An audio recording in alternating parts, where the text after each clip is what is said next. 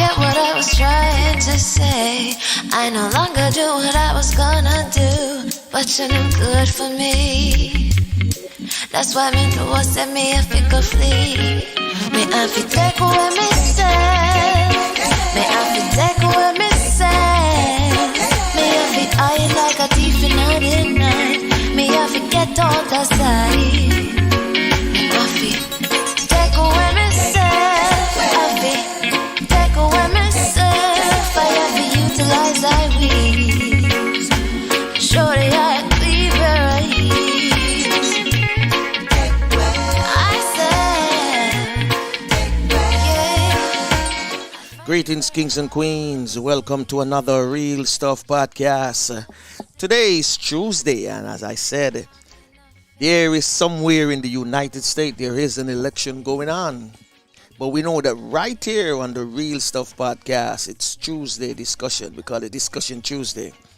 So a special guest this morning is none other than the man himself from Tapioca, Che Sinclair, a member of the 4-H Club.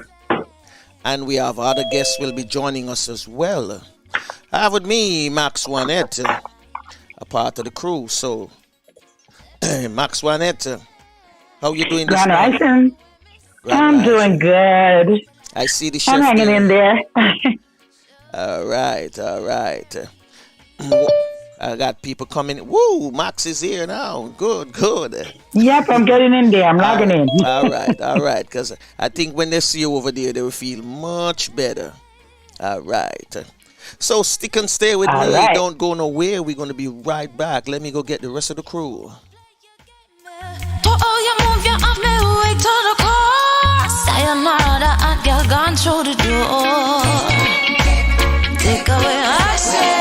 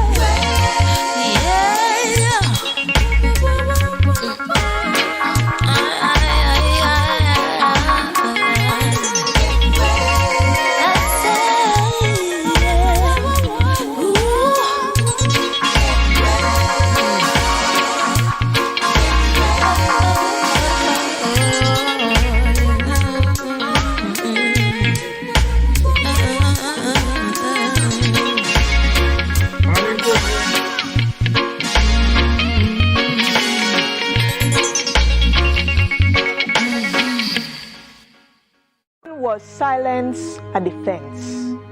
When did we start to retreat? Tell me, when did dignity and justice disappear? When did it not matter? Tell me, when murder was accepted? Why have you not spoken? Take a stand. Were you not watching the freedom fighters?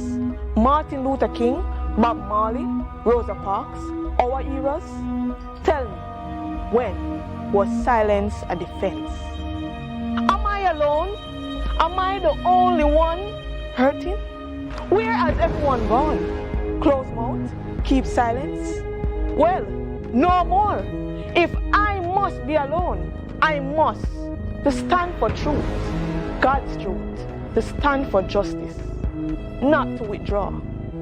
I will pay the consequences. Am I in fear? Sure, it's a human sensitivity, but it's through fear that courage is built. Can I withstand? At least I will try. But I guarantee that everyone will know that I spoke out and that silence was never my defense.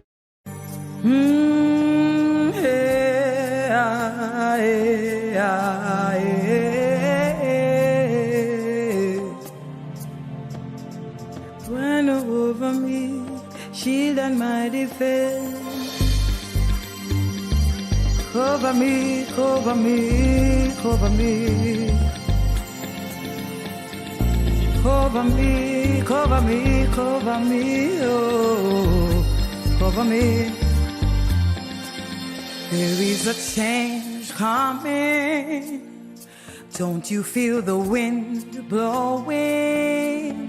I can feel the chill, evil on the rise. Will you take that pill or stand firm in its will?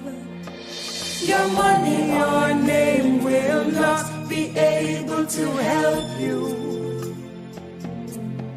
No, no, no. Fame or lame won't be able to save you. You got to be covered under the blood of the Almighty. You got to be covered, covered, covered, covered. You got to be covered, covered, covered, covered under the blood of the Almighty. Yes, yes, indeed. Covered by Tasha Williams. As we know, yesterday we had a little musical rendition for one of our crew member, Teddy Laidley, for the loss of his mom. So, you know, we're all mourning as well. Yes, I have my crew here with me this morning. I got Flavius, I got Max Juanette, still waiting for Francine to link us up later by Zoom. So top of the morning, Flavius. Morning, Franco. Morning, listeners. Morning, Max. Morning, everyone out there. Viewers, listeners. Grand Rising. What's happening in your neck of the woods, man? Well, we have nice sunshine and it's cool. Mm-hmm. Because what I'm hearing elsewhere is that the weather is, the temperature is out of the roof. Mm-hmm. Well, thank God you're in Jamaica. Please. Thank God you're in Jamaica. Dancing to the little. Oh yes. It's hot. It's not cold. It's hot, but yeah. It's nice. So Max, what's happening in your neck of the woods? Oh, the sun is trying to peek out over here in Kissimmee. It's nice, it's warm, it's looking pretty good. I'm actually looking out the window and it's a little cloudy, but not so bad. All right, I know. Well, me and you have the same weather this morning, so. All right. Can't say nothing about that. We're experiencing the same weather. I am hearing that some parts of Canada right now is around 100 and something going into an heat wave. Wow. The heat wave yesterday. And then Sunday, the U.S. Olympic trials had to be put back for 5 hours because it was too hot to run. So they were having races all after midnight. So the temperature is really up there, man. Whoa. But, sound like they're cooking. Yeah. But we put back for 5 hours. Early in school. Yeah, early in school, they taught us about the North. And that's proven to be very good for us now. All right, guys. Let me bring over the Zoom panelists. Them so far we see a few people over there. So let me bring them in. I see Courtney is there, Max Juanette, Tapioca, our chef this morning is there as well. And likewise, myself is there. So. Don't forget, we have Ingrid in the chat room. And Ingrid is in the chat room. Okay, so welcome, Ingrid. I want you to monitor that for me this morning, Max Juanette, because I'm on it. I'm on monitor running on and all those line this morning. So this morning we're here, and our discussion is about youths and also the 4-H club as well. And before we bring in our one of our guests, which is our dear Chef Sinclair, I'm going to see if I can hit another tune for you guys. And this one is from Cherry Natural. And the reason why I'm going to play it is that, lyrics wise, it's really good. And it's a message in it. Not only for adults, but for youths, because I know when she do her stuff, it's very youthful as well. So, some Cherry Natural now, and then we'll be back with our guests. And in case you're just joining us, welcome to the Real Stuff Podcast. And as I said, today is Tuesday, and somewhere in the United States, there is an election going on, believe it or not. Check it out if you don't believe me. Yes, the music of Cherry Natural.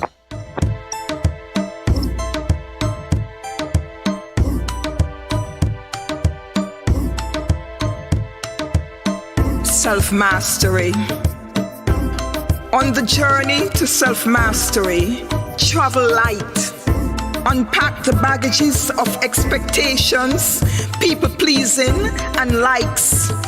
In the temple of your soul, work out your own salvation. The past is gone, nothing to salivate on. Learn from it. This moment is all we have. In it bears the seed of hope.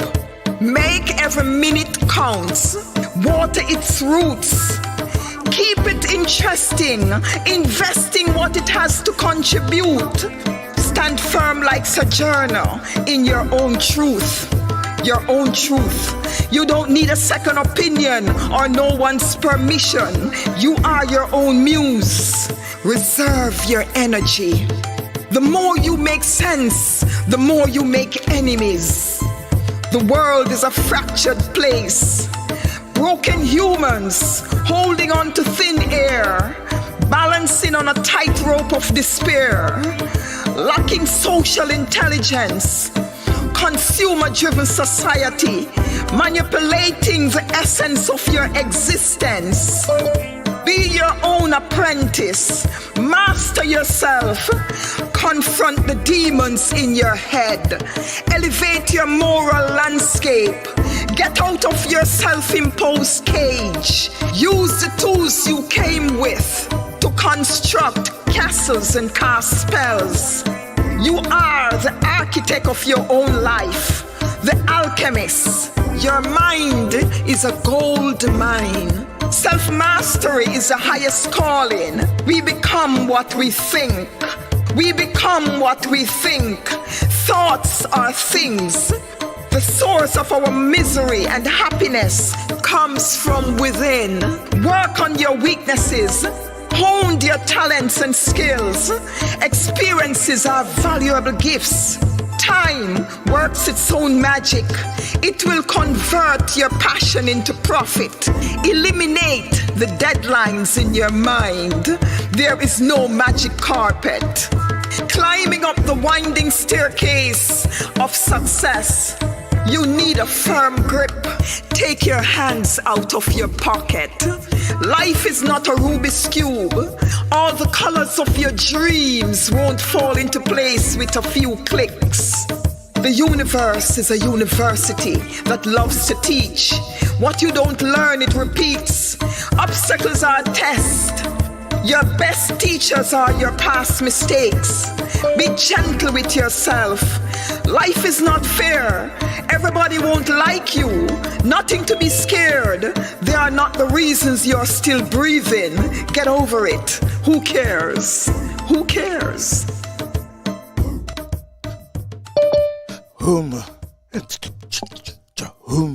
Yes, the poet, the Cherry Natural. You hear them beat the marks.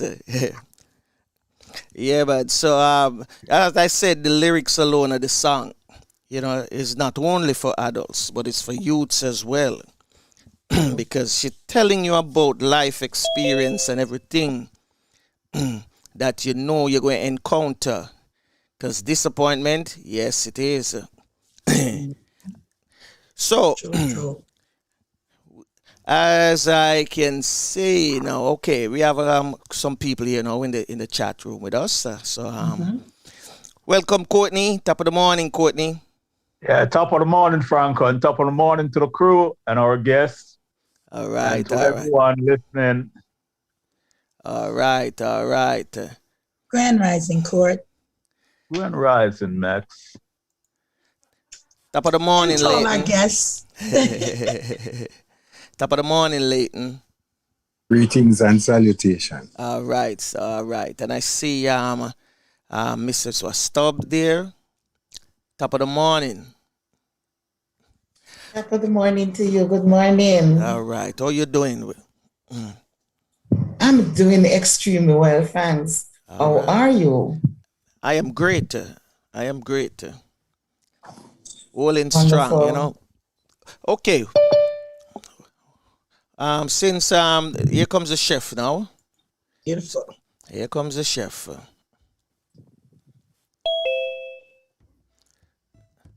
All right, chef. Top of the morning again.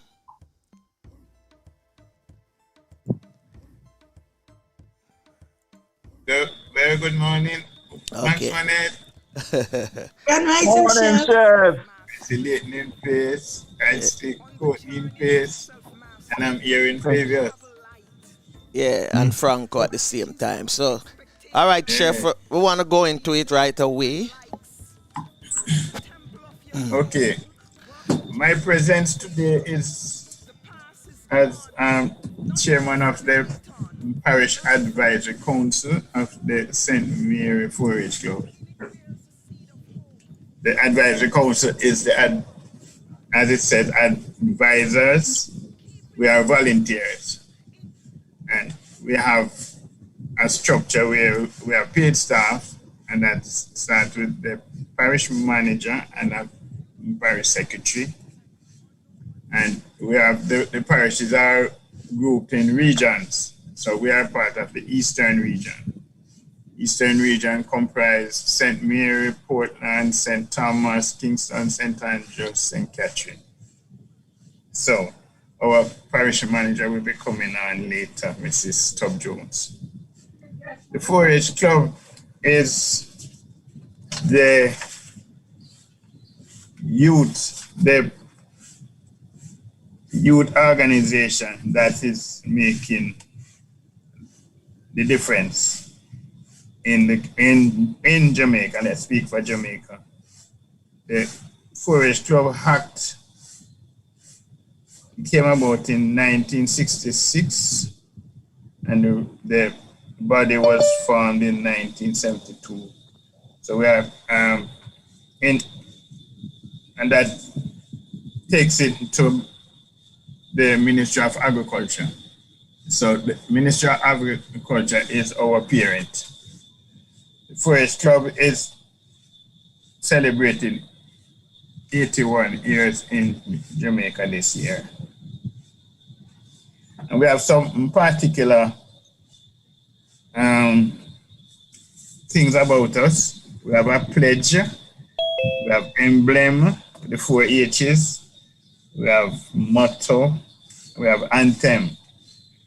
And our pledge signifies, I pledge my head to clearer thinking, my heart to greater loyalty, my hands to larger service, and my health to better living for my club, my community, my country, and the world. So that's what we stand on. Beautiful. Okay. So, Chef, if I could ask you a question, I'm sorry, I'm having some connection issues on my part. Where did you say the 4-H organization was located? No, the 4-H Club is celebrating 81 years of existence in Jamaica. And we are part of the Ministry of Agriculture. Ministry of Agriculture is really our parent. Okay. Okay. Thank you for the clarification. I'm having some issues. Sorry for that. That's okay. That's okay. Right now, youth's involvement in the 4-H club. How is it? How do they really become members? Is it through the schools or through different organizations? Mostly through schools, but we have community clubs, we have church clubs, and those make up the whole body, but mostly through schools. Mm-hmm. And we accept them from 5 years old. That's a young bunch, man. 5 Very years. young. Very young. 5 years old. Wow. Oh, catch And them remember early. now, in addition to agriculture, public speaking, recitation, food processing, and those form part of the training. The training is full and wide. And for the parliamentary procedures, we have different bodies. So we have junior leaders, and then it come up to adult leaders. And the junior leaders have a junior leaders league with president and vice president and the works treasurer. So the whole core of what 4-H teaches is being able to manage properly and grow as a person. That lay a perfect foundation. Okay. In my days, I used to run away from the 4-H club because it was only we call it agricultural work they want us to do back then, right? It used to fall under what they call it horticulture, something like that, where we plant, we do a lot of planting of plants at the time because I guess maybe because the school was such a small, we had just a small plain area, so most of that we had as open space was just space that we could, make a pot where we could plant, plants and things like that, and then we would transfer it over to the church. And during that time, a lot of us didn't want to hear nothing about the 4-H club. So I'm saying that now because I'm thinking over the years, it should make a lot of changes. That a change that has been happening. Okay. Matter of fact, 4-H in this pandemic is blazing a trail of using the technology and for training. And as we will talk later about our National Achievement Expo, this year is going to be virtual with a difference. So, no, the 4-H club have a lot to entice people now to come in. Scholarships and the training. The training take you right through life. Yeah, if I may say something, or inquire, it started around in 1930, right? That was well before independence. Right. The movement itself.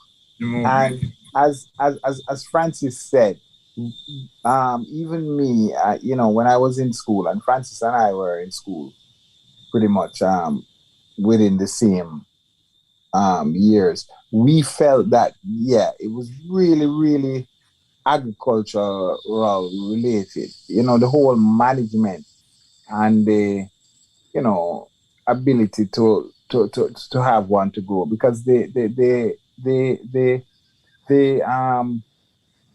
motto is something that all youth should aspire to have. How are they doing today in our schools in terms of how much clubs we have? Does all school have a 4-H club? Do you know what it's like? Good question. The government has now made it compulsory that all schools should have the 4-H clubs. So that is going. We had pre-COVID over 110,000 clubites island-wide. And of interest, the competition, and this is where the genius comes about.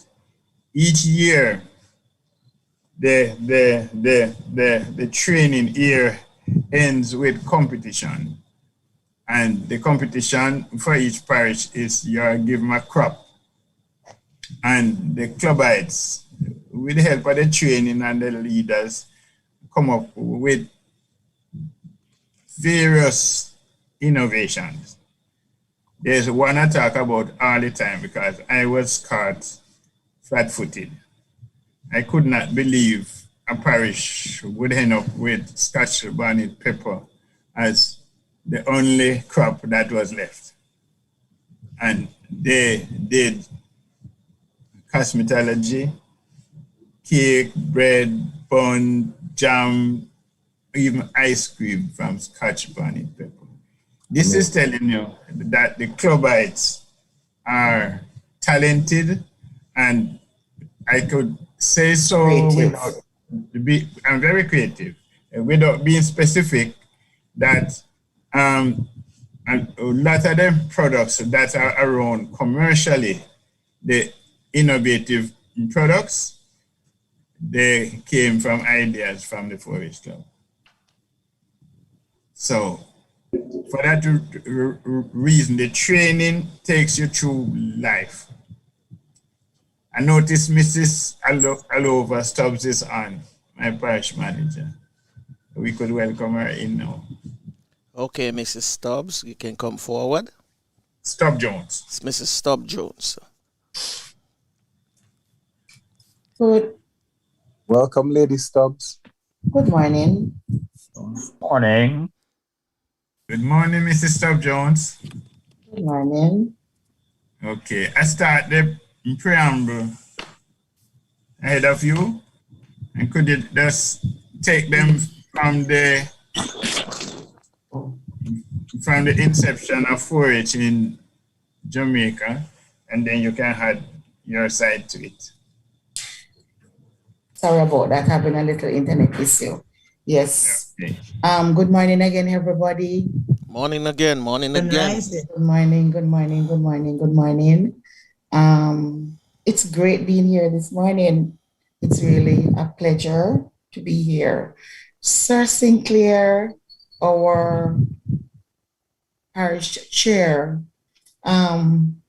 where should I begin? Right there. I mean, I just finished introducing you. You're our parish manager. Thank you, sir. Take it from there. Okay, the name is Halova Stubbs-Jones, parish manager for St. Catherine 4-H clubs. St. Mary. Errol, did I say St. Catherine? Sorry, I just migrated from St. Catherine. I just migrated from it's St. still Catherine in your bone, man. It's still in your St. bones. Mary, so it's still, there's a still taste on the taste bud. Yeah, it's still in your bones. But it's really, yes, it is. But it's St. Mary 4-H clubs. We comprises of 1, 2, 3, 4, 5 staff, parish secretary, office helper, the caretaker, and myself. Mr. Sinclair and his executive team and court members. They comprises the Parish Advisory Council. The Jamaica 4-H clubs. What can I tell you about the Jamaica 4-H clubs? It's a youth-based organization. Our ages ranges from as low as 5 years old. We capture them. Our policy, our mandate is you teach a man to fish, and then he will be fishing for life. So that is our mandate. We carries our mission statement, our vision statement, mission statement to mobilize, to educate, to train youth in leadership skill, vocational skills through effective deployment of the staff, volunteers like Mr. Sinclair, utilizing adaptive technologies, to influence trainees to develop sustainable livelihood and become a positive, and I put emphasis on the word, a positive contribution to national development. We want to train Jamaica, the entire Jamaica. So every parish that you go into, you will notice the word 4-H, because we have 14 parishes, 14 parish managers, 14 PAC, we call them PAC, that's a Parish Advisory Council. How can you get involved in the Jamaica 4-H clubs? The Jamaica 4-H club, as I said earlier on, it's a youth training organization committed to train young minds. And I said they begin from 5 to make them remarkable skills, influence them with different agricultural-based skills. When I just popped in, I overheard someone was talking about, I think it's Sir Courtney, he was talking about in earlier days, 4-H. They thought that 4-H was just agriculture. Well, when I was at high school, I have that taste in my mind that 4-H is just farming. When you hear of 4-H is just farming, but 4-H is far beyond just farming.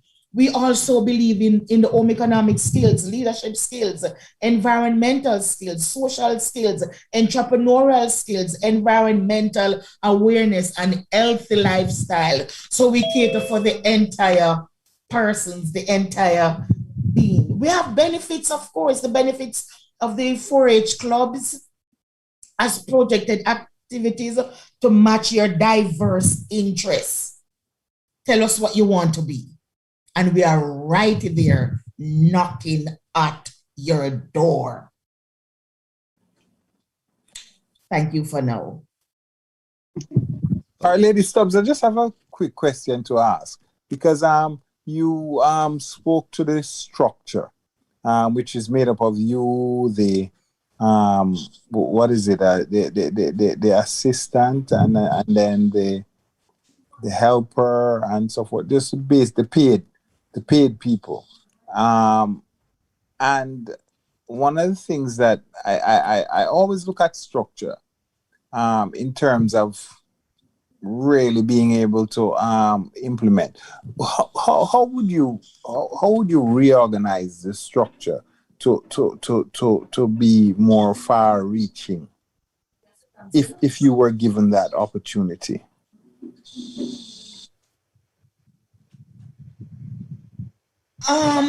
The structural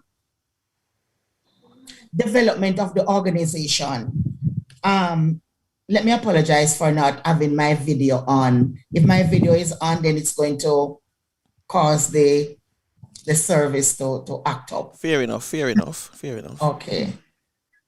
But let me see how well I can for now. Yes, the structural development of the organization, it doesn't derive from the parish level. We have an Island Advisory Council. That's the Island Advisory Council would be the middleman, the board of management. It's where all the planning, to include the executive director coming from our head office. So the board of director, the IAC, which is the Island Advisory Council, trickles down to the Parish Advisory Council. So planning, organizing would be our head stream coming down. So the structuring would have to do with the board of management, executive director, and so forth. And then it comes and it flows accordingly. So it would be like the stream and the tributaries. Yeah, but Miss, what I'm really talking about. Okay, yes, I'm infinitely aware. You get a mandate from up above and it comes down nearer to implementation.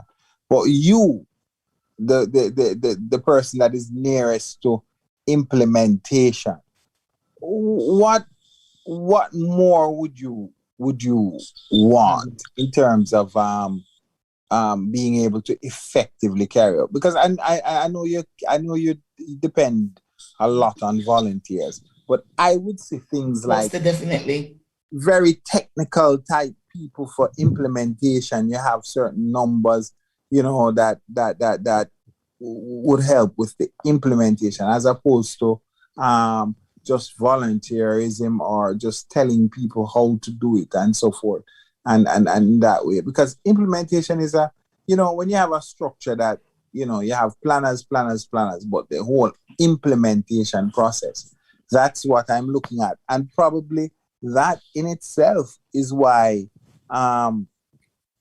schools never really got it. Because yes, while agriculture was sort of for the dunce children in certain schools and so forth, and his other more technical schools would take on agricultural science and so forth.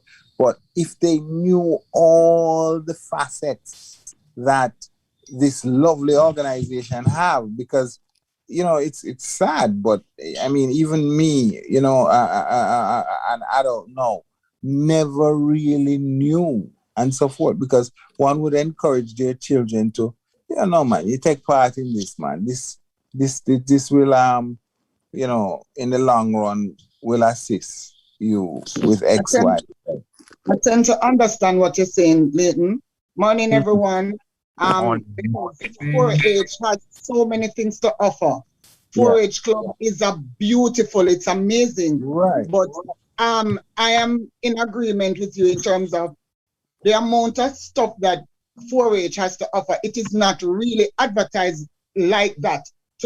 I was just waiting on him to finish to say. Okay. Yes. Go ahead. Yes. Jamaica 4-H Club is more than just tilling the soil. I touched that earlier.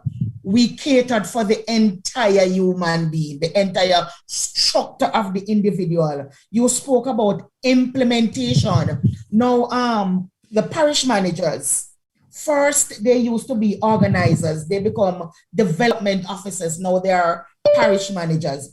Our main sole responsibility is to go out there, sell the organization, tell St. Mary, St. Catherine, Kingston, St. Andrew, the 14 parishes, what 4-H is all about, what 4-H has to offer, the benefits and the purpose deriving from 4-H. We have the rabbit revolving scheme. We have goat rearing. We have the youth in agriculture. We have poultry care and management, the home economic skills. We have so many healthy lifestyle, how to take care of the physical man. So 4-H is just more than just agriculture tilling the soil. No, okay, all right. No, but that's not.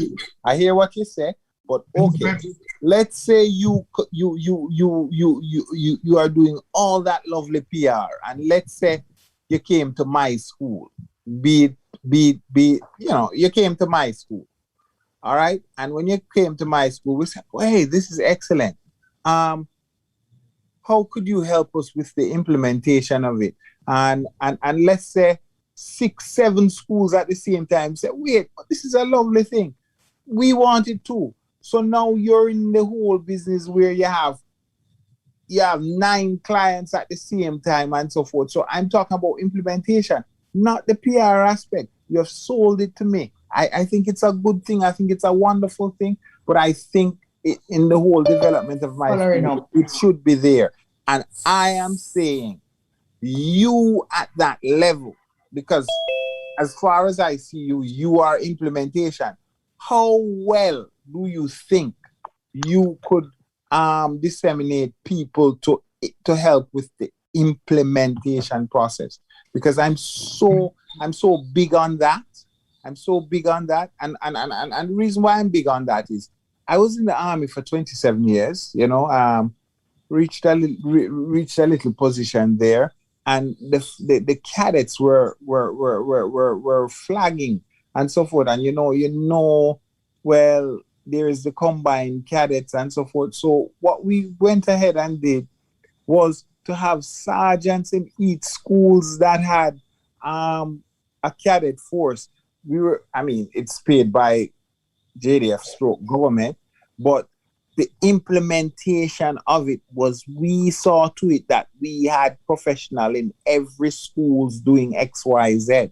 And it's in the same way I'm asking, do you think you are sufficiently staffed to meet a demand should it arise? And I think it should. The whole business of making it compulsory, it should have the whole capability of having the necessary even if it's the trainers.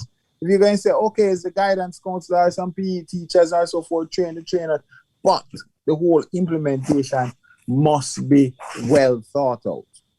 And that's my little sentence. I overheard Mr. Sinclair mentioning this. Yes, I wanted to say something. Making cake and that's something new to me. That's because I didn't know that could have happened. No, I used to be a part of 4-H when I was growing up, back in those days in school. But then when I went back to school, I don't think I'm not going to say it's not there, but the other clubs are dominant over it. Yes. Yes. So it's not as vibrant back in the day for me. Yes. But I can't speak no, because I'm not sure what's happening now. In St. Mary, it might be active, but in terms of the widespread of different parishes. So we need to hear it more, because persons want to mentioning it. It is good, but I think we should hear it more, because it's an excellent club. It's an excellent club. It's a club I love. May I come in a minute? And let me address Leighton. Leighton, and this is why volunteers have different skills. So important. And it sounds like I will be recruiting you. But you're so right, Sir Sinclair. You will be an excellent PR. Of course, very good. But let me tell you, the 4-H club of 10 years ago is a different one now. And this is why are we here? It's because we're moving in the new direction. That's right. And the new direction is that if the youngsters are here and here, we talking now, they're laughing at us, because that's not where their head is now. And whenever you get to hearing our executive director speak of the successes, agriculture is not just farming anymore as per se tilling the soil. There's so much side to it. And one of the things the 4-H is doing is turning out a lot of females into big technology side of agriculture and managing big projects. So, and as Mrs. Stubb-Jones was saying a while ago, is that the pandemic has really put a stall on us, because we were going full-fledged, but we have encountered COVID and we have conquered it. And there's a flyer you're going to see put up later of our Achievement Expo. And this year it is going to be fully virtual, and it's innovation. Matter of fact, the 4-H is teaching other people right now. So it's a new 4-H. And this is why we are here, because some new things are coming up. And to answer Leighton's thing, it's more sponsorship and more funding. And the project that is coming up later next year going to address that funding. I won't be breaking the ice now, but that is part of why we are here today. Mr. Sinclair, just one quick second. In a time like the COVID time now, where things have ceased or stopped or paused, or because I don't think it's actually over. However, the 4-H testimonials would be great. Persons who have excelled due to the fact that 4-H has assisted them in many ways or the other, things that they have, so instead of just testifying within the group already knows that they are doing good because scholarships and stuff like that, these things need to be heard, you know. So testimonials would be good, not just for the club, but for persons who are listening. Because one of the things we need to do, we need to attract young persons to come in. So if they know about different programs, because now you're mentioning, you and parish manager mentioned just now, it's not just about agriculture. No, it's about the entire you. It's about the whole you. So there's so many different areas in 4-H, persons who have been through the program, persons who have been in it and have benefited from it. Persons need to hear these things. Persons need to hear these things. That's why we are here. That's why we are here. If I could interrupt. That's Mr. Sinclair. If I could interrupt briefly. We have Brother Anad Sichinsamwe in Jamaica. He's a teacher. Brother Anad, do you have any input on this? Are you there? Unmute your mic for me, Brother Anad, if you're there. We'd like your feedback. Greetings, are you hearing me? Yes, we hear you loud and clear. Greetings. Yes, I'm a North Sichinsamwe, a teacher of the Anatobe High School in St. Mary. I heard you talk about St. Mary being active with 4-H, and I want to. Is one of our active resistance club. Right. So that's what I was going to. So, but it's a really active club here, and Very. I think I know of a young man who is entering this competition that they're having, Mr. and Miss Raheem Sims from Manato Bay. So I'm very privileged to hear and to be here. Thanks to Max Swanit through the poetic connection. I'm here and I'm listening. So, having been, transitioned from Africa to Tanzania, because I've been in this school system from I was 9 in Jamaica's school system, and from primary school days, there was a 4-H club at my school, and when I went to the Cartwright College, there was a 4-H club there also. And then when I transferred to Black River High School, which is very active in 4-H, I was a part of that club, and I learned a lot of things in 4-H that are impacting, and then I'm here at this school where I sell a lot of trophies, 4-H trophies. I just started working here, but it's positive. It's positive. So it's a great club, and it plays a great role in the development of the young persons. Yes. Wow. And if I may add to, thank you for that, Brother Anad. Sorry, Ms. Stubbs, go right ahead. Okay. There. Beautiful. If I may add to what Mr.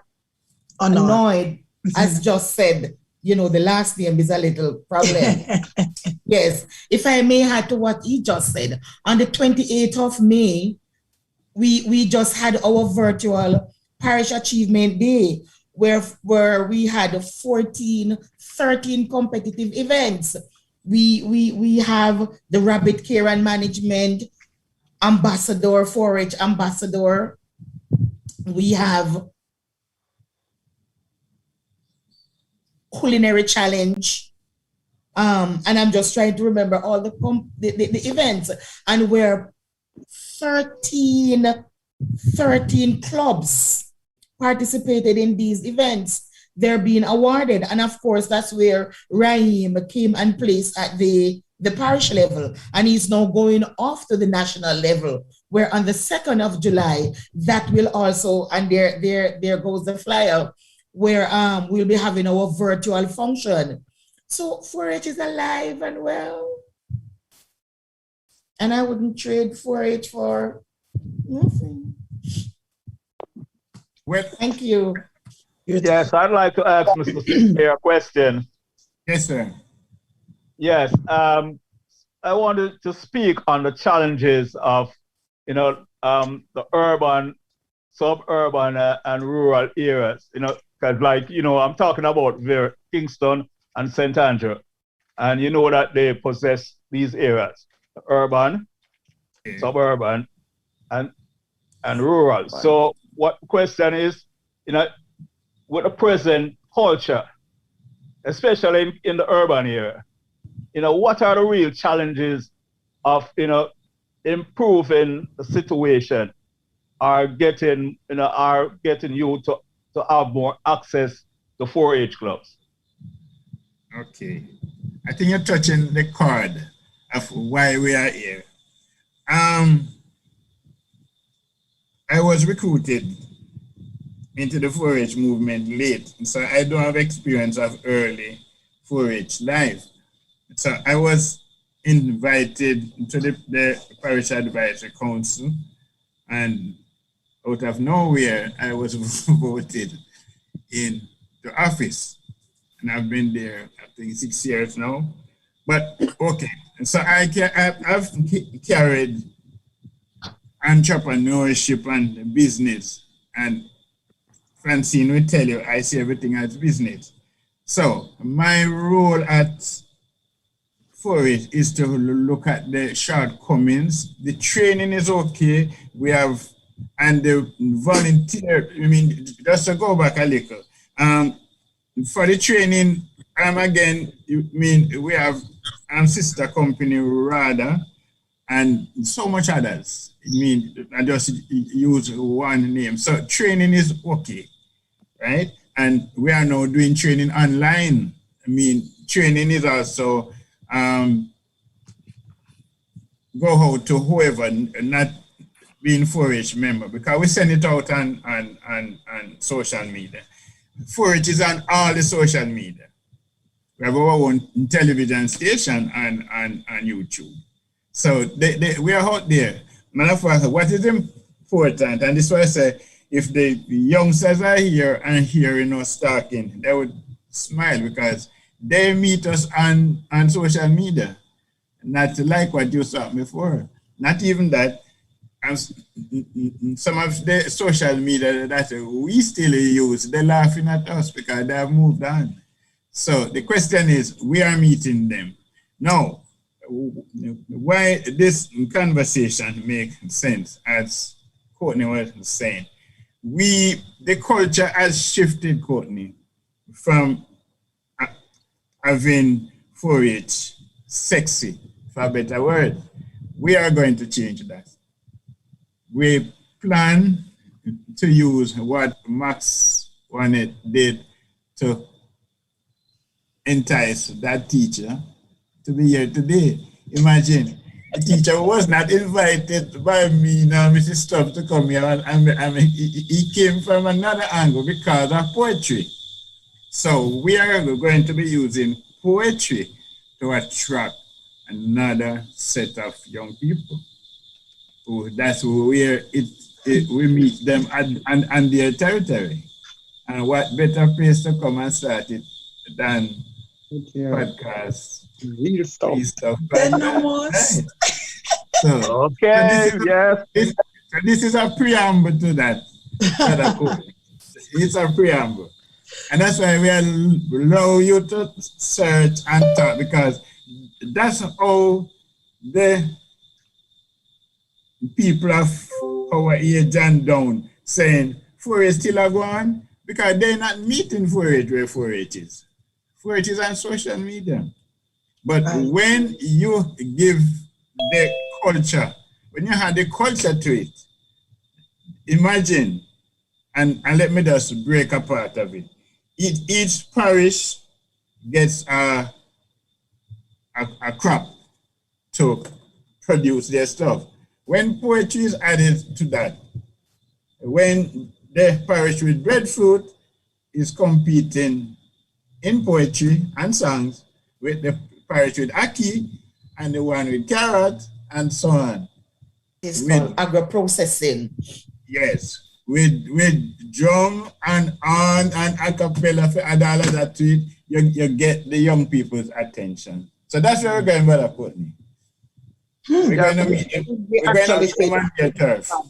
Now, Sounds one like of a the plan. reasons, sorry, that's one of the reasons why I asked the question, because if you notice in the urban culture in Kingston, especially with male, the male, the youth, is that because the badness and the violence and the thing have already attracted and taken over, in the system, and they are more, they adhere to that more, and they look forward to that kind of leadership, and they have been sensitized to that. So what is the plan of the 4-H to draw them back on the other side? This is part of what we're saying. You mean if you're not looking, you're going to hear it, and if you hear it and it sounds good, you're going to want to know more. And as the saying goes, you're going to have to come in by way of a club. If you're out of school already, you're going to need to find your way in by getting into a community club. And as Mrs. Stubb-Jones will tell you, you just need 6 persons to form the executive and get going. And if you can come in, utilize all of the skills and utilize what you have as your talent. So what happened now? The people who are so inclined, they're all talented, It's just the talent turned wrong side. So we're going to be meeting them. I'm telling you, 12 months time, let's talk again, right here. Right on the real stuff. Right. But in all honesty, it doesn't matter how good of a club you are. Persons have to realize that, and this is relating to what Courtney mentioned earlier, we can't reach everybody. So even if we meet 10 persons and 10 persons decide, so sometimes you're there and you're promoting and you're advertising and you hear it, some will come. And so what we have to do is when we get them in, whoever we do get in, we influence them in a way that they will go out and influence the ones we couldn't reach personally. So it's actually like a chain reaction. So persons who are living in, say, volatile communities and stuff, and we get some of them to come, because some will come, if it's even 2. When we finish with them, they're supposed to be so impacted that they can actually go in there and share some of what they have learned, and then that will draw more persons to come. But there's a question I want to ask. What makes 4-H club different? Because there are several different clubs right across the island. What makes 4-H club? And this is I'm putting it out to both Mr. Sinclair and also I can't pronounce your name either. You could pronounce Peter's name. It's not. If I can interrupt, if I can interrupt, I think you're talking about Brother Sissin somewhere, Brother Arnold. But I also would like to invite Queen Lubafu to the conversation. There's 2 persons have their hands up. Injured Walker as well. Ainworth, yes. All right. One moment. Okay. All right. Good morning. Morning, sir. I am listening for a little bit now, and I used to be in 2 of Jamaica's prominent all-boys schools, St. George's College and Kingston College, respectively. And in both institutions, I was the coordinator for clubs and society. And to let you know that there were a number of young men at those institutions who were actually looking for career opportunities or educational studies in agriculture, and find it very difficult because people do not support that kind of a career. The thing though is, when I was in primary school, that's where I knew of 4-H club, and I remember some boys wanted to do some farming at Kingston College, and I told them what I remembered of 4-H club. And then I was surprised because I knew the office was at Old Oak Road. And when I went up there, a part of it was housing, turned housing. Another part of it was car deal, and then other little strip in the middle. And I was so disappointed. There was no attraction. There was nothing to show the young men. And I don't even know if that office still exists. The problem in Kingston is the young people, to get them going in anything that is different from the parties or the gangster business or cliques. It has to be attractive. They have to hear about it, and it has to be promoted widely. Yes, it may sound and work well for rural schools, but there are boys in urban schools who are interested in areas of agriculture and development, but there is not much promotion that I can attest to that takes place in our city schools. That needs to be addressed if 4-H is to mean anything in Kingston and urban developed areas. Thank you. Thank you for that. Well said, well said, well said. Well said. Queen Labafu? May I just say though, in answer to the gentleman's, Mr. Stubb-Jones, are you there? Yeah. Yes, Mr. yes, sir. Yes, I am. I've removed the entire office from Old Oak Road now to Duke Street. Not the entire, the executive director, the accounts department, the visual department is still at 95 Old Oak Road. But the parish, Kingston and St. Andrew parish offices is now at Duke Street. But eventually we'll be moving to Duke Street. Eventually everybody will be moving to Duke Street. Yeah. But tell that gentleman I've taken note of his comments. I mean, I'm a countryman, so when anybody tell me about Kingston, I have to listen. And I've taken note, and I'll be getting in touch with them, and we'll be taking that up. Okay. Okay, Queen Labafu, please, we're waiting on you. Are you there? There you are. I apologize for being late. I was called to another conversation. So it's really wonderful to be here with you.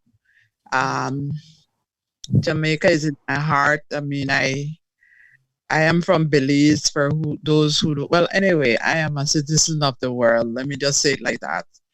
And I love young people. I am young at heart, and I most of the time have been in Belize, but I've worked throughout the whole region of the Caribbean, and I got my feet wet in Jamaica, actually.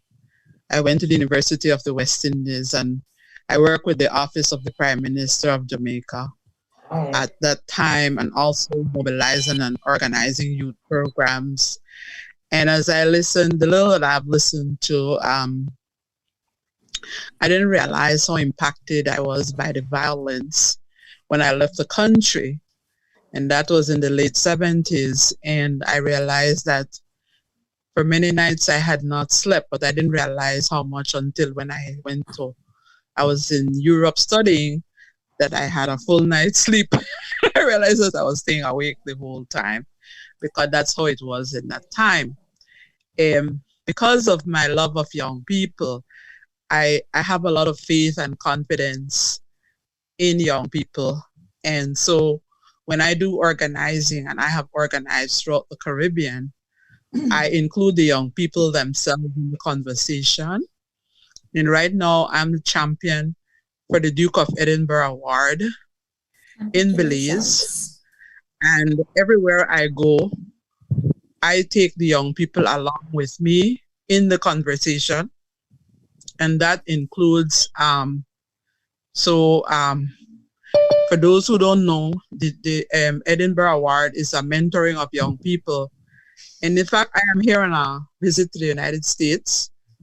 And I'm in New Jersey right now, but I just left Los Angeles. And I was hosted by one of the young people that I mentored 30 years ago. That's to tell you how young I am, right? But I took young people from age 17 and trusted them and had them by my side. And one of them hosted me in Los Angeles. And the way how she introduced me to everybody was, you know what? This is the lady who had the trust and faith in me, fresh out of high school, to involve me in designing programs for young people and for community. And I had forgotten that. And I took 10 young women and we formed an organization where we looked at the situation of young people, including their thoughts and their ideas. And with tears in her eyes, she was asking me, how did I have so much faith in her at age 17? And I never thought about it, because that is what was done for me. So like the people, my colleagues, I'm talking about Belize now, I'm not talking about Jamaica. Most of us have turned out to be government, leaders of business and all of that. And I say to my colleagues, you know what? We as young people were given the opportunity to lead from the time we were 16 and 17. And so at the very least, we need to do that with our young people, to have that confidence, bring them along with us in conversations about what is going to affect their lives. So I just needed to give that perspective of how it is I organize. And when I say young people, I start from when you're a child. And perhaps because I am Garifuna, one of like the Maroons you have there, that is how we were brought out through our rites of passage. From the time we were little, because we didn't trust the systems that were there for us, we were engaged and taught at home and in our communities to validate who we are. So like in Belize, for example, and I would want to share whatever, if you are interested, I'm willing to share.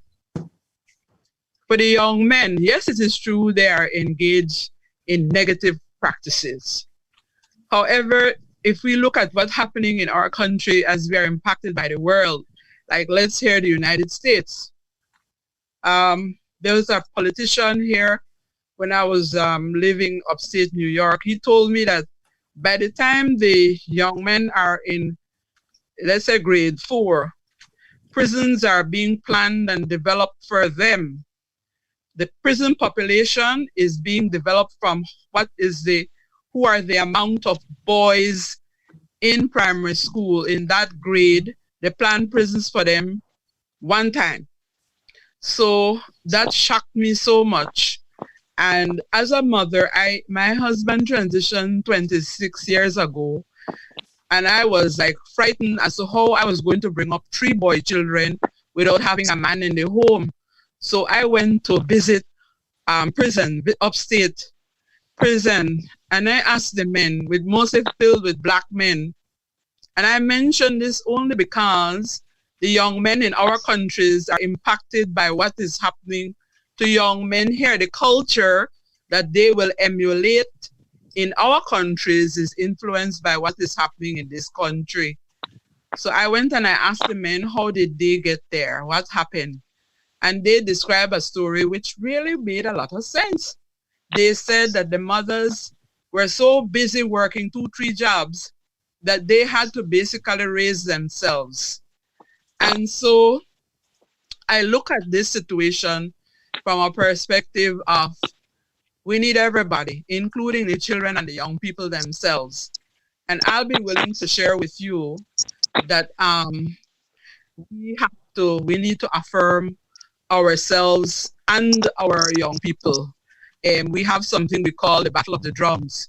We identify the music and the culture of the young people, the young men, one time, although it might not be something that we may want to listen to or that we may not like. Let us design our programs based on their input. And that's what we are doing.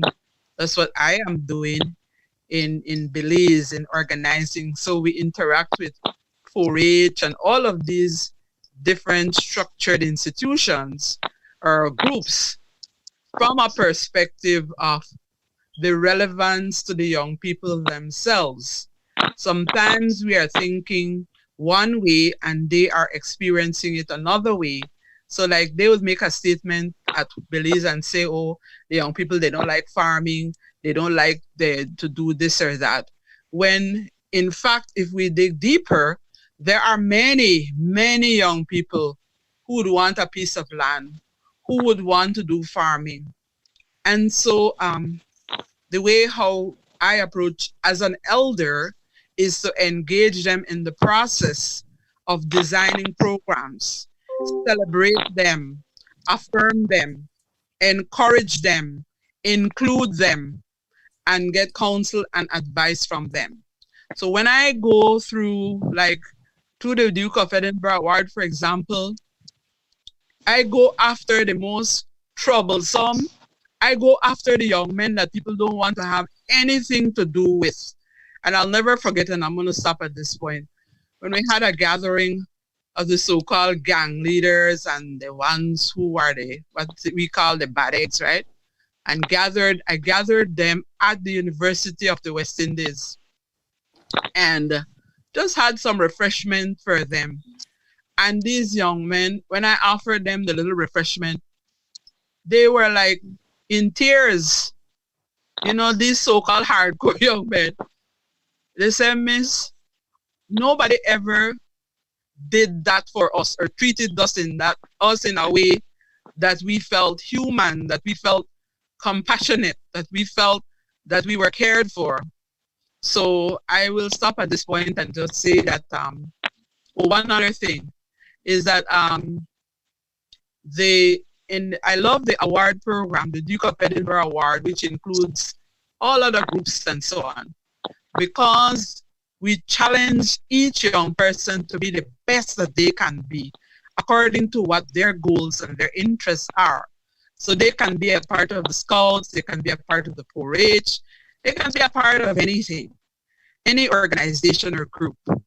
And I challenge all of them. I take them on what we call an adventure journey. Take them out of their comfort zone. Take them into places that challenge them in a way that they have never been challenged before. Take them to climb the mountains. Take them to go to the sea. Take them to the waterfalls. Take them out of places that are not ordinary so that they can test their mettle and become human beings that are of worth and that are of substance. I'm complete. We thank you for your input, Queen Labafo. Points well taken and made. I see Ms. Stubbs is raising you. Would you like to say something, Ms. Stubbs? Unmute your mic, please. Yes, I would love. I think it was Francine who had asked earlier, what makes 4-H different? We would classify ourselves as far above the rest. We have what we call a mastery level certification, wherein we go in the schools, the community, the church clubs. We identify your strength, what you're good at. We train you in that area. And at the end of it, you're being certified with a heart certificate. We also have our award scholarships, the Rio Tinto Scholarship, the Youth in Agriculture Award Scholarship. We have the REAP program. Now, our REAP program is where we catered for the unattached youth. Somebody spoke earlier about the in Kingston. We go in the rural area and the urban communities and we identify them. We ask community persons to help us identify unattached youth. We train them. We in different areas, the objectives of the REAP program. And when I said REAP, the acronym of REAP is Rural Youth Entrepreneurship Program.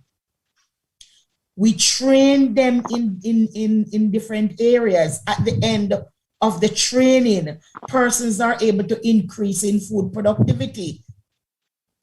It also helps to reduce unemployment, increase readiness of youth farmers because they are trained in different agricultural area. At the end of it, they receive their input, be it whichever area they're being trained in, be it agro-processing, livestock production, or crop production. So whichever area and it also helps to promote awareness of the initiative by increasing exposure on our social media platform, so persons will be able to come and to testify what their achievement is all about. Thanks. Thank you. Thank you. One question, please. Go ahead, Flavors. Yeah, I'm just speaking to the parish manager again. Could you explain could you explain these scholarships, please? I didn't hear you clearly. Sorry, go ahead. Yeah, could you explain scholarships? You say you have a lot of scholarships being offered, but you're not saying what the scholarship is. Oh, which scholarship? Oh, sorry. Yes. We have the Rio Tinto Alcan Scholarship. Now, the Rio Tinto Alcan Scholarship, it's administered by the Jamaica 4-H clubs. Funds are garnered via the Rio Tinto Legacy Fund through the Bank of Jamaica, and it is open to clubites in 3 parishes. And it has to be with the parishes that are much closer to the backside industry. St. Catherine, Manchester, and St. Anne. Those are those 3 major parishes. But in recent times, say for example, you're breaking up, so I'm not hearing you clearly. Sorry for that. What level of training do you get from these scholarships? What level of training level of training from the scholarships? Yes. Oh, for the Rio Tinto scholarship, there is no level of training. No, as I said, scholarship, and it speaks to we call them clubites, but students who are in secondary or tertiary.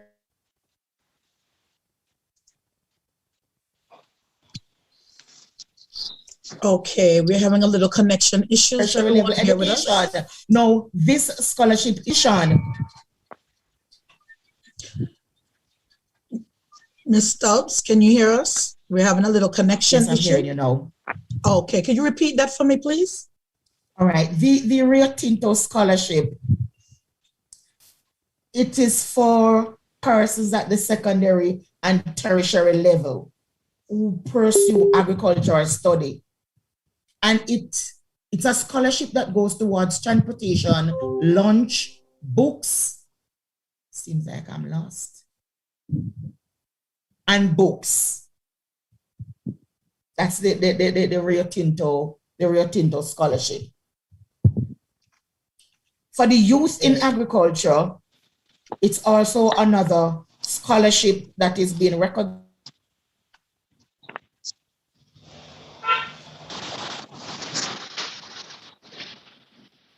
I think everybody is having technical by problem. The Jamaica 4-H clubs and the Earth University. Sorry about that. And all those scholarships. Unmute your mic, Ms. Stubbs.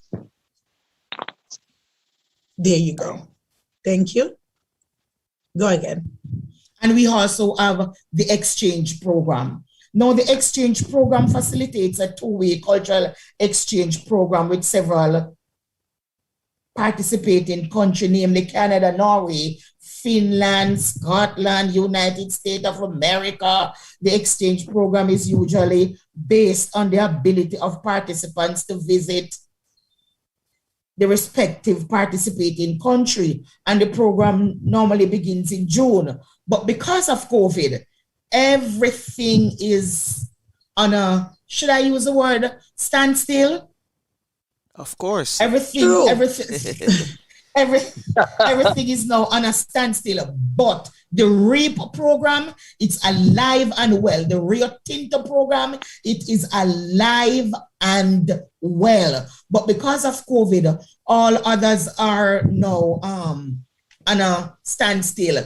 As we speak at 1 o'clock, you have beneficiaries or participants from the REAP program will be coming in today to pick up their benefits or their inputs, of a better word. Those persons are in the livestock area and they will be collecting their well, I call them wieners. We have the Clubite Care. No, the Clubite Care is for, we mostly target the high schools within St. Mary. And now why the high schools and why Clubite Care is because it's for Clubites who in school, but unfortunately, they got, I want a better word. I don't want to say messed up, but they become pregnant. We don't want to leave them out. We ask through the 4-H leader to the guidance counselor to identify those clubites, and we help them through the process. We provide, should I say care packages? Yes, but now within those care packages, you will have stuff to help to nurture both the mother and the unborn child. After the baby is being born, we still recognize that clubite. So, 4-H is different. Oh, yes. Wonderful. Thanks. Very interesting. Very interesting. Is it an all island benefit or just particular parishes? I know you mentioned one of the scholarship, it was just mainly for 3 parishes. But the other scholarships, are they available to all island? 14 parishes, the 14 parishes. The REAP is the 14 parishes. The youth in agriculture is the 14 parishes. But the care, the Clubite Care is just St. Mary. And of course, parish managers can be creative to create and how to keep, especially in this time, what we do to keep the club alive. And if I may add to that, we, through IPRO, Jamaica 4-H clubs, the school garden project within the school, it is mandatory for every school to have a school garden where we give them input. What if you have your chickens? You have a chicken coop with chickens. Coronal High School, Brimmerville, St. Mary, Iron Tech, they just receive their input of feed to help take care of their chickens.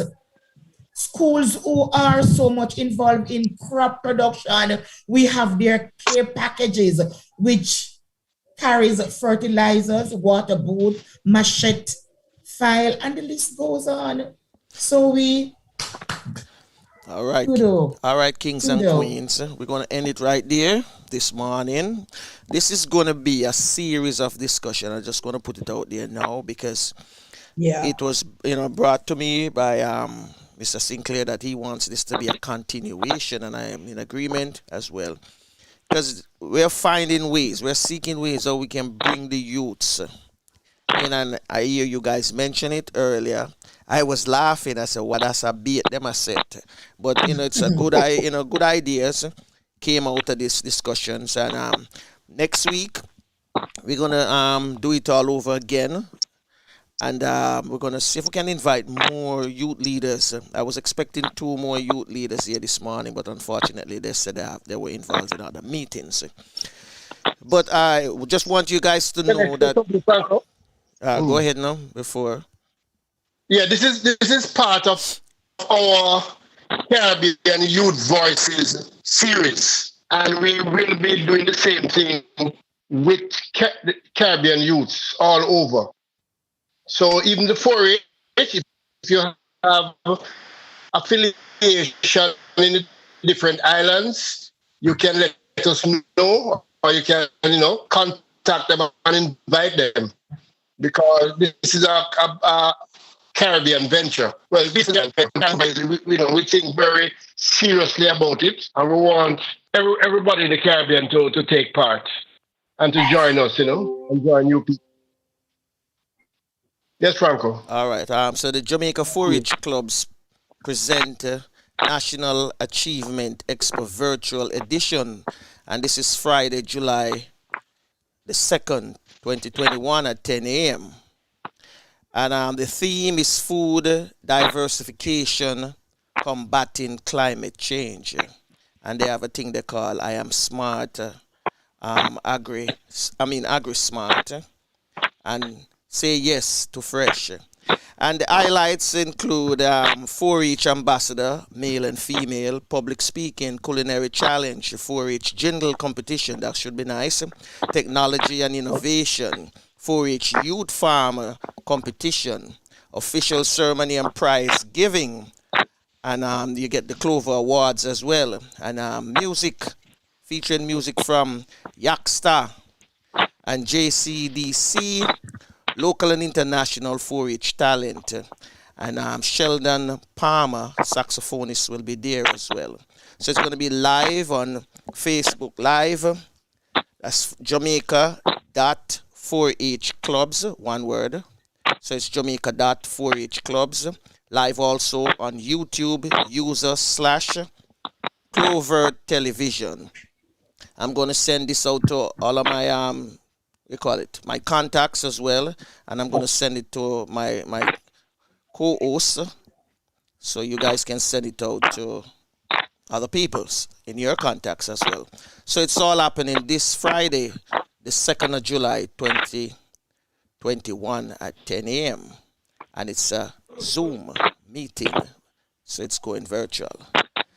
So panelists or discussioners, thank you all this morning for your time. Mrs. Stubbs-Jones, we thank you for taking time out this morning and for making a wonderful presentation. Sir Sinclair, I dub you sir this morning. Sir Sinclair, thank you very much.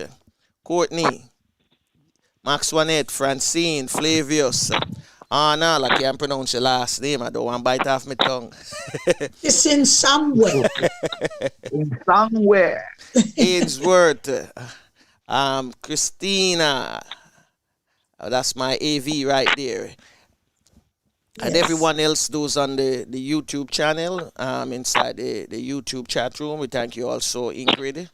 Max, why don't you want to big up those in the YouTube live chat for me, please? I don't want to leave out no one. Well, you did. Ingrid is the one that's there right now. We have other viewers, but they're not participating. Okay. So a big ups to all of you. And as we said, it's a series and we want it to continue because we have to bring in the youths, because pretty soon we want youths to be doing what I'm doing this morning, making the presentation. You understand me? And I am, as I spoken to a few of my broadcasting team, we want to put something for next year. And I would love for all of you to be there to participate live in Tapioca. Okay? So, Sir Sinclair, thank you very much. And so I'm going to give everybody 30 seconds. So I'm going to go with Mr. Sinclair. Go first, Mr. Sinclair. Oh, just the icing on the cake. The 4-H in the pandemic popularized home garden, backyard garden, veranda garden, garden anywhere, rooftop garden. We did that and we made our name across this island with that. The minister was a big part of it. The prime minister had his backyard garden and show as well. And there was even competition and people win prizes. So thank you for today. I think this is the start of something good, Franco, and I thank you for young Fabius and your whole team, Courtney and all of you, for looking at it in a favorable way. Thank you. The pleasure is ours. The pleasure is ours. Francine? Francine? Okay, as always, it's a pleasure to be here, listening in on the 4-H club, listening to all the things that I didn't even know about. So it was very informative. Stay blessed and keep safe. Mrs. Stubb-Jones? Thank you for having me. Thank you for the highlights. Thank you. And of course, we are here to make the best better. True. Flavius? Okay.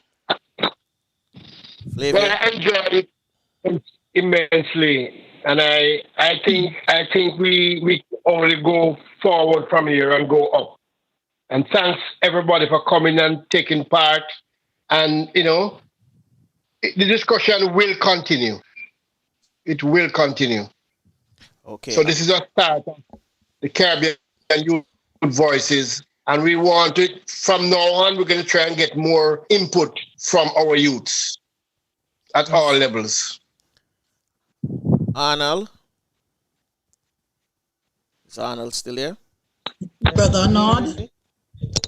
Hearing me? Yes, I'm Yes, we hear you. Yeah, the 4-H club has cemented its position in Jamaica as one of those clubs that promotes holistic development, in a sense that not only students learn various skills involved with the 4-H, but they become collaborative, critical thinkers, effective listeners, and all of those qualities, they are important in their development. And then it also impacts their contribution as citizens of Jamaica. Thank you. Okay. Max Wanet? Well, I must say, like Francine, a lot of information, beautiful to hear. I've been in America. I was not fully aware of the organization, the 4-H organization completely. But it's, from what I'm seeing and hearing, it's a vital and intricate part of instilling certain things in the youths. So I'm all for it, as well as providing a platform with the Caribbean Youth Voices so that we can hear what it is that's going on with the youths and sort of bridge that gap. So I think this is beautiful. I'm all for it, especially with the poets. In any way that we can help, I'm in. And I just want to say thank you to everyone for being here, listening, following, subscribing. And remember, we're all in this thing called life together. Namaste and one love. Yeah, that was the beta here. The poetry that I used to beat the kids them. Courtney. That's a good beat. I just want to say it's a very interesting and informative session. Thanks to the team of the Real Stuff podcast and to our guest, Chef Sinclair, or Sir Sinclair, as he's knighted today, and Mr. Stubb-Jones. We thank you very much, for the information that you have given unto us. And we'll just take it from there and try and promote, youth development as much as we can. And this is what I have to say. Thanks. All right. Give thanks. So, for those who haven't subscribed yet to our channel, please make sure that you subscribe to our channel, share this video as well, and like it, share it, and subscribe. Make sure you subscribe. So with that, we're gonna get out of here, and tomorrow we'll do it all over again when we do our music, Caribbean music legend. But instead of Caribbean music legend, we're gonna have a chat session with a young lady, and her name is Sharonette Mercurius, and she will be joining us tomorrow. So stay with us and be with us tomorrow when we do it all over. We're going to ask Queen Lubafo to give us the Our Father in the Garifuna language, Tafina, to take us out.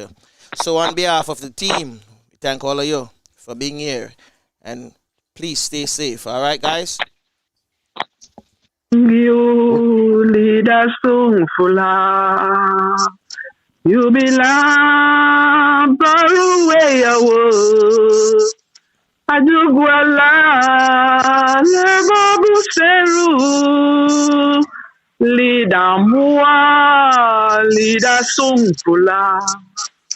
Lida Mua, Lida Sungfula. Well, unfortunately, this is it. Till next time. Bless.